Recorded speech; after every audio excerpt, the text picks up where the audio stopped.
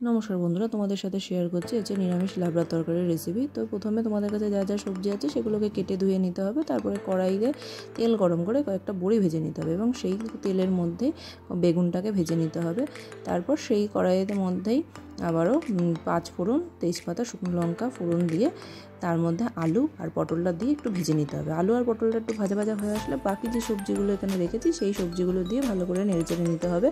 তার মধ্যে একটু অ্যাড করে দেবো আমরা নুন আর হলুদ দেওয়ার পরে সেটাকে একটু নেড়ে তার মধ্যে একটু জিরে গুঁড়ো আর ধনে গুঁড়ো দিয়ে দিতে হবে। এবার সেইটাকে ভালো করে আবার কষতে হবে।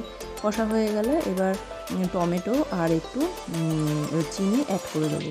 চিনিটা অ্যাড করার পরে আবার খানিকক্ষণ নাড়তে হবে, নেড়ে একটু ঢাকা দিয়ে রান্নাটা করতে হবে। আর চাইলে তোমরা একটু জলও অ্যাড করে দিতে পারো। দিয়ে ভালো করে দেখো একটু মাখা হয়ে গেলে তার মধ্যে একটু মশলা একটা গুঁড়ো বানিয়ে রেখেছিলাম, সেই গুঁড়ো মশলাটা দিয়ে দেবো। তার সাথে ওই ভাজা বেগুনগুলো অ্যাড করে দেবো।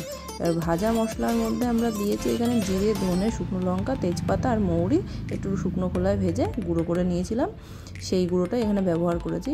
দেখো তরকারিটা ঠিক এরকম পর্যায়ে হলে নামিয়ে নিতে হবে। আর নিরামিষের দিনে এই তরকারিটা খুব ভালো লাগে, তোমরা অবশ্যই ট্রাই করে জানিও কেমন হয়েছে।